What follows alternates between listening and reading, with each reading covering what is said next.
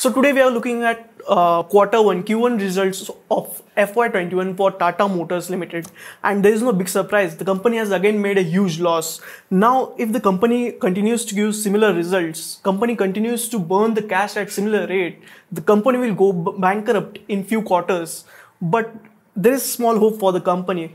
Tata Motors sells a product that can change its destiny, that can change its future. But what is that product? We will talk about that. The Tata Motors has a market share of more than 60% in that vehicle segment that can save the company. We will talk about that product. To know that, you will have to watch the video. First, let's look into the quarter one results. So let's jump into it. So these are Tata Motors consolidated results, which includes Tata Motors India business as well as the JLR business. In the first column, you can see the particulars.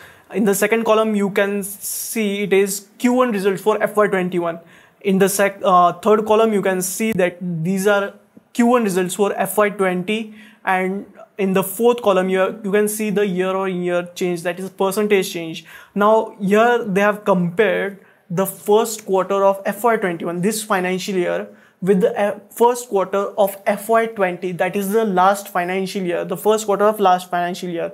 That means it is a year-on-year comparison. So the first thing is that we have to see is the global wholesale numbers. So these are the number of cars they have sold in the quarter all over the world. So in this quarter, they have sold 91,835 cars. Compared to the corresponding quarter, they sold 2,56,805 cars. Now you can see there is a huge drop in the number of sales of these cars. That is almost 64.2% drop in the number of cars sold by Tata Motors all over the world. So next thing is revenues, the money they have generated through the sale of these vehicles. So in this quarter, in the first quarter of FY21, they have earned 31,983 crore rupees. Now these values are in the crore rupees. In the corresponding quarter, they earned a revenue of 61,467 crore rupees. Almost 50%, that is 48%, 50% drop in the revenues. It is huge drop in the revenues. Now here you can see third is EBITDA, that is earnings before interest, tax, depreciation and amortization. This you can call it as operating profit. They have earned of a operating profit of 846 crore rupees.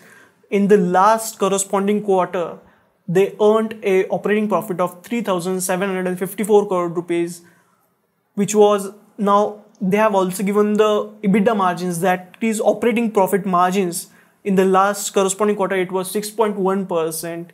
It dropped to 2.6%. So that means the margins have gone down by almost 350 basis points. That is 3.5%. The operating margins have gone down. Now EBIT, that is earnings before interest and tax. The loss they have made is 4,813 crore rupees. In the previous corresponding quarter, the loss was 1,604 crore rupees. Now you will say that they made a loss in corresponding quarters. We will talk about the losses. Please let's focus on the quarter one results. I will talk about losses because there is many things to talk about the losses of the Tata Motors. The EBITDA margin was negative 2.6%. Now it is negative 15%. Let's look at the profit for the period, the total profit for the period. The profit for period was negative 8,444 crore rupees. That is, they have made a loss of 8,444 crore rupees.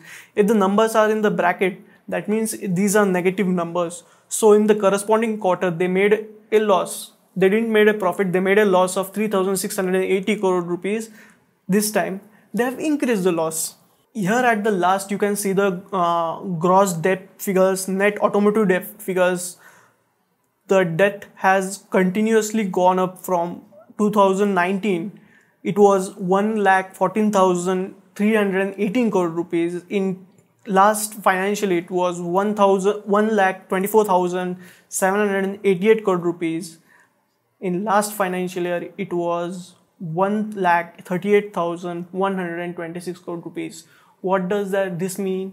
The debt has been continuously growing. Now debt is not a good thing for a company.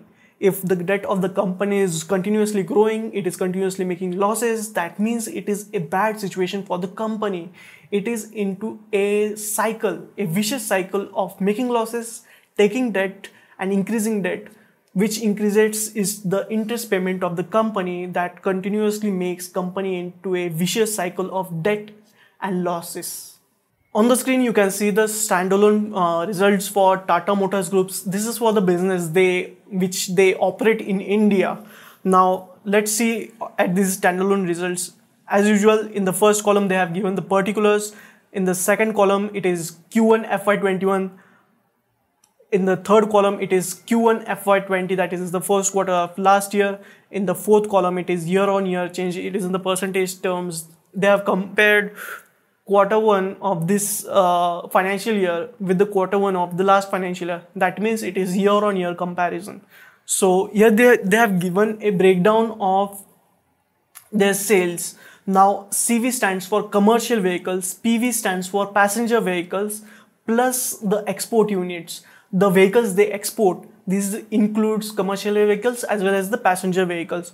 So the total number of vehicles they have sold in this quarter, this first quarter of FY21, is 25,294 vehicles compared to 1,36,705 vehicles sold in the corresponding quarter of last financial year.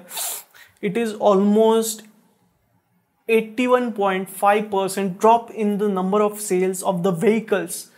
You can see what is the drop.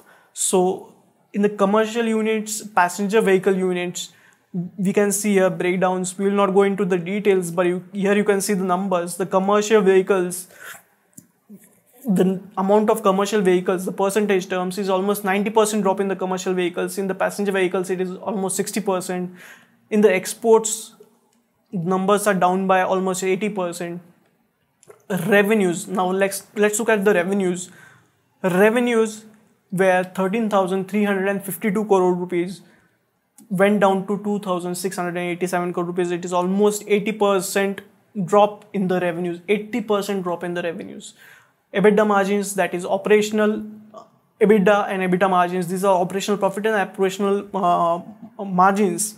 They have made a loss of 770 crore rupees as compared to corresponding quarter. They made a operational profit of 888 crore rupees, which in the corresponding, the margin, operating EBITDA margin was 6.6%, which is healthy margin. This time it is in the negative 30, almost 28%. That is a drop of almost 3,520 basis points. That is 35% drop in the margins. Next, you can see EBIT and EBIT margins. These are earnings before interest and tax. They have made a loss of 1,630 crore rupees. In the corresponding quarter, it was 111 crore rupees. A negative margin of 60.6%. The changes was almost 6,140 basis points. That is 61%. Last is profit after tax. They have made a loss of 2,191 crore rupees. In the corresponding quarter, it was 97 crore rupees loss. So the loss has increased from 91 crore rupees to 2,191 crore rupees for the Indian Tata Motors business. Below you can see the gross debt and net debt figures. As you have seen with the consolidated numbers, in the Indian business, the numbers are same. They have increased over the years. The debt has increased. The losses have increased in last 3 financial years. On the screen, you can see the standalone results for Jaguar Land Rover. These numbers are in the millions. These are in the million pounds, not in rupees now. We will not go into the deep. Similarly, here you can see the profit after tax was 648 million pounds loss. In the previous corresponding quarter, it made a loss of 402 million pounds. In this quarter, they have made a loss of 648 million pounds. We all know Tata Motors is a very well-known brand in India. It is the biggest commercial vehicle manufacturer in India with a market share of almost 30%. Then what is the problem? Why it is making so much losses in their business? To know that, let me show you what is the problem with Tata Motors. To understand the reason behind this, let me show you what is the problem. On the screen, you can see the financials of Tata Motors. I have opened this in the ticker tape. Here you can see the total revenues. This is the data from FY21 financial year. It is the revenue from FY12, 2012. So here you can see the total revenues. The revenues in FY12, the revenues were 1,66,000 crore rupees, and it steadily increased. In FY14, there was quite a bit of jump in the revenues. It continuously increased until FY19, the revenues had a marginal increase. In FY20, the revenues fell like anything. It went down to 2,64,000 crore rupees of revenues from 3,05,000 crore rupees of revenues. And that is not only the case. The profits, net income, if you see, it has been almost steady, and it has been inconsistency in the revenue. In the net income we have seen, it was 13,500, then 9,000, then 13,000, then 13,000, almost 14,000, 11,000, 7,000, 8,000, and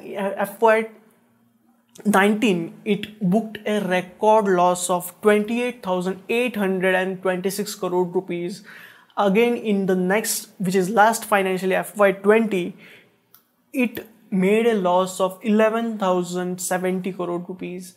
And it is clear that in this financial year, the company is going to make another loss, because due to this COVID-19 pandemic, there has been lockdown in the plants, there has been lockdown in the dealerships, the markets have been closed for almost whole this quarter.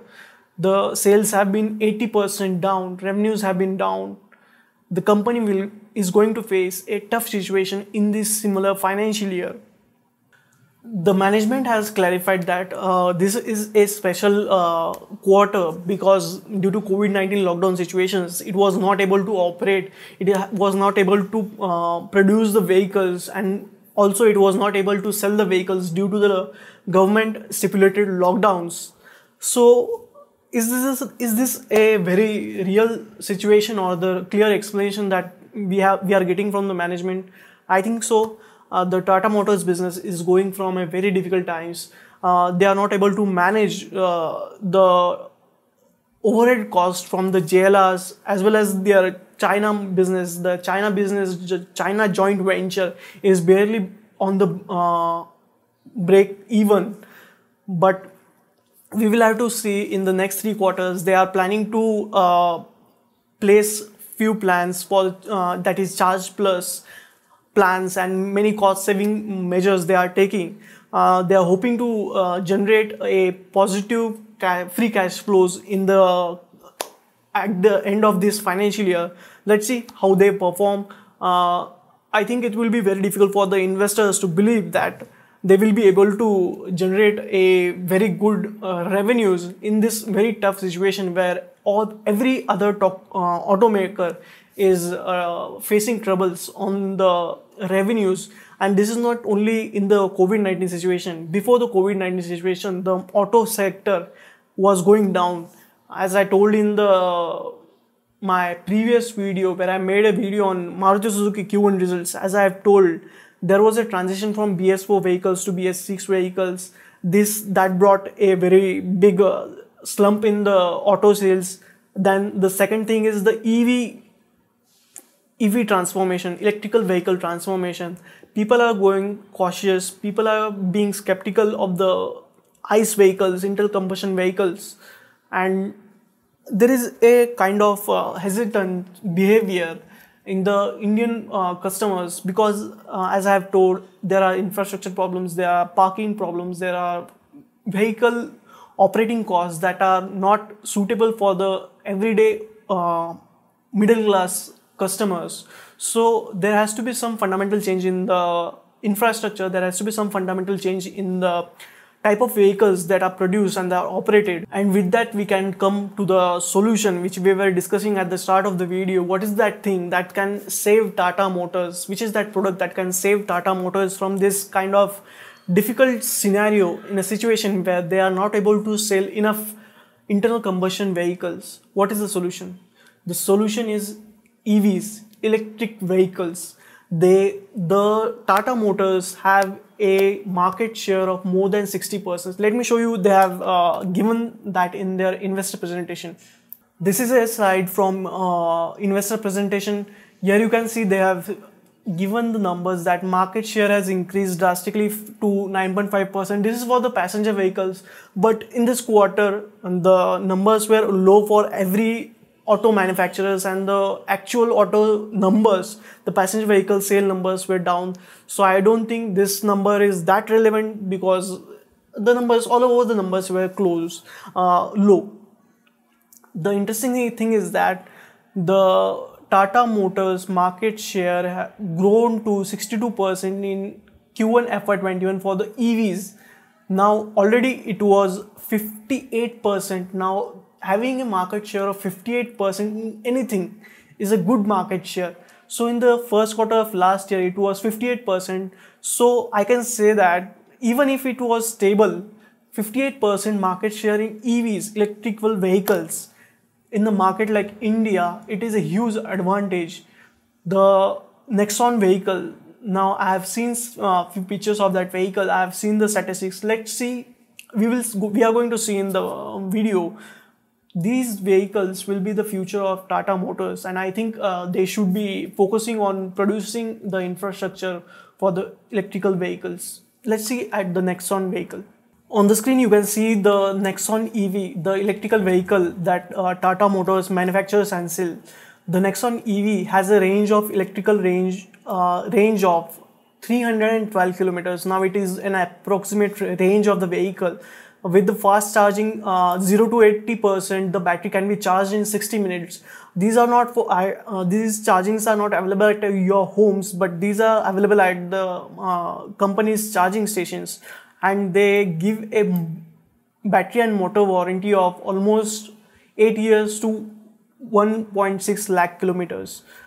This vehicle, the base model is almost for 14 lakh rupees. Now here you can see few features that they have given. With the fast charging, you can charge your vehicle from 0 to 80% in 60 minutes. At your homes, you can charge your vehicle from 10% to 90% in 8.5 hours. I think it is very reasonable for an electric vehicle in India. They have a decent sized battery of almost 30 kilowatt hour battery, lithium ion battery. I think this is a good sized battery for intra-city travel. At least you can use this vehicle with the range of almost 300 kilometers. You can easily use this vehicle to travel in the city for your offices. I think this vehicle is a very good. They have a dedicated apps for finding your communicating with your vehicle, communicating with the recharge stations. You can find the recharge stations and vehicle health monitoring, remote command, safety and security, driving and trip analytics, location based services. I think this is the way forward for Tata Motors vehicles.